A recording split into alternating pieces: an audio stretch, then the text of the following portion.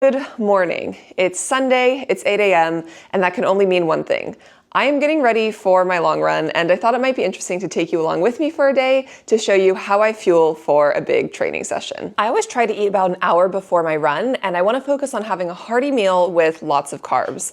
I personally really like these Quaker protein oats, and then I add a few things. I like to add these chia seeds, and then I also like to add this flaxseed mix, which has loads of omega-3s, and as a vegetarian, that's really important for me.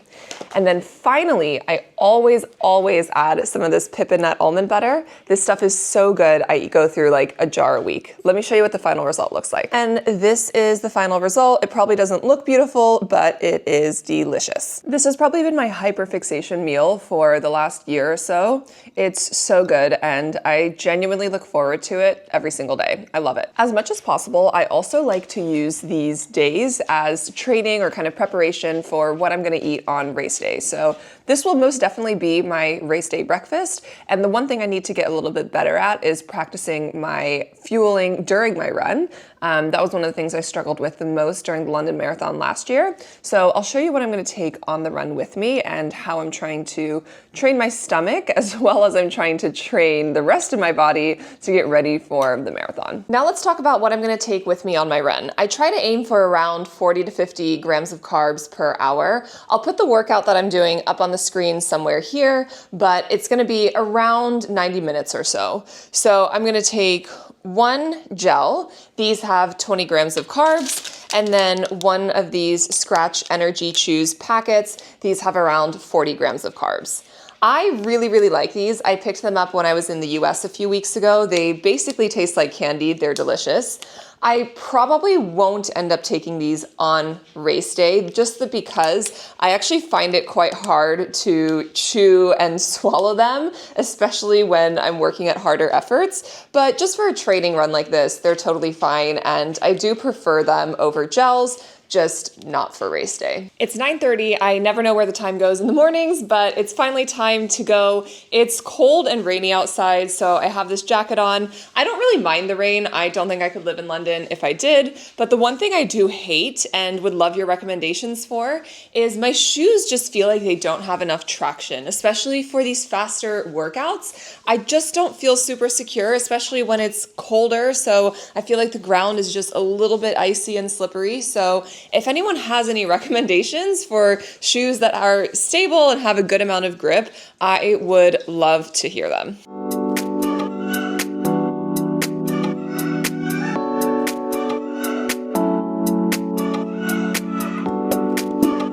You know what? That ended up being a pretty good run. I honestly wasn't in the mood for it. I didn't say anything beforehand because I didn't want to speak it into existence, but yeah, I was just really not feeling it when I headed out the door, and it ended up being pretty good. I hit all my paces and it was pretty enjoyable. So just goes to show sometimes you just need to get out the door. Now, normally after a run, I will try to grab some quick protein, whether that is like some chocolate milk, some kefir, whatever it might be. To be honest, we need to go grocery shopping. We literally have nothing in the fridge right now, so that's not really an option. Instead, I'm just gonna grab some electrolytes. Even though it's winter, I'm honestly a very sweaty person, and so I like to take some electrolytes, especially after a longer run. So I'll put this in some water, and then we're actually gonna head out for a birthday brunch for my husband. We're going to an Indian restaurant that does a Indian Sunday roast. So get a shower, get ready, and then go have a nice meal. We're here at a local pub for some Sunday roast. Let me show you what we got. I got the veggie Wellington. I think it has mushrooms and some root vegetables. And then Yoda got a veggie burger and fries so that we can share. Bruce is eagerly waiting to see what will come his way. Bruce, good boy.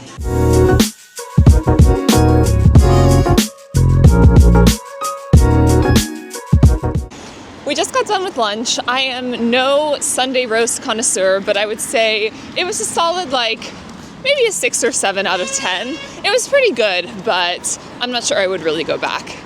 I want to go to this place that's nearby called Sourdough Sophia. I've seen a lot about it online, and I'm hoping we can pick up something sweet for later and maybe some bread as well.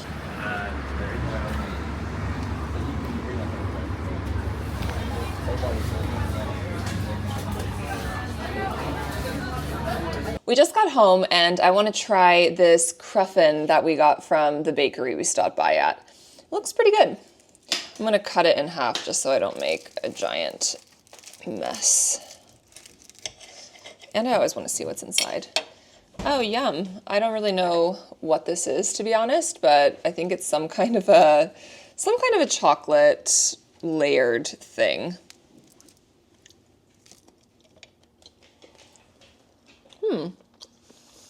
It's both chocolatey and kind of cinnamony at the same time. It's really good. Highly recommend. Here you can see more of a close-up. Like, it's really nice and layered, and it's really moist as well. Yeah, I have no idea what this is, but the place is called Sourdough Sophia. So if you live in London, highly recommend. Now, I'll probably go sit on the couch and just hibernate / vegetate for a few hours. I feel pretty tired because we went on the run, or I went on the run, then we went to go get lunch. That was like a 30-minute walk there and back. So we just been on the go all day. So yeah, just gonna sit down, relax, probably get some work done, maybe read my Kindle for a bit, and then make some dinner. I am back in my pajamas and gonna make some dinner.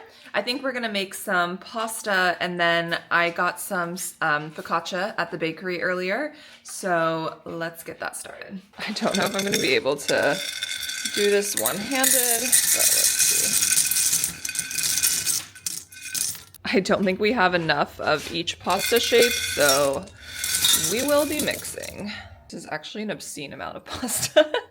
And this is the focaccia that we got. I'm gonna cut some and have it now because I'm actually really hungry and don't want to wait for the pasta to be done. Very good.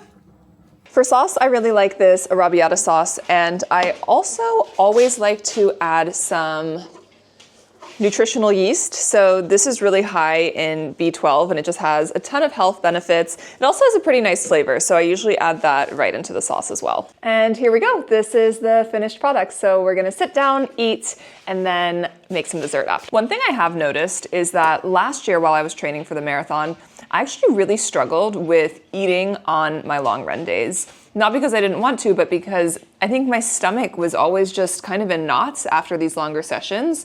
Now, today's run wasn't that long. It ended up being around 10 miles. So maybe it'll feel different once I'm going up to like 20 miles or whatever it is. But generally speaking, I do like to think that my stomach has gotten more used to that. So I have more of an appetite even after a hard training day.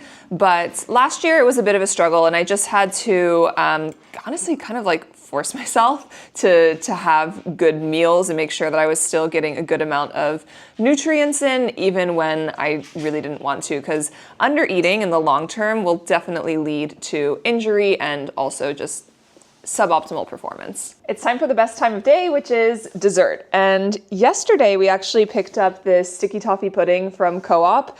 I had very low expectations, but it actually ended up being really good. And then we have this vanilla ice cream to go with it. You kind of put it in the microwave so it gets all gooey and delicious.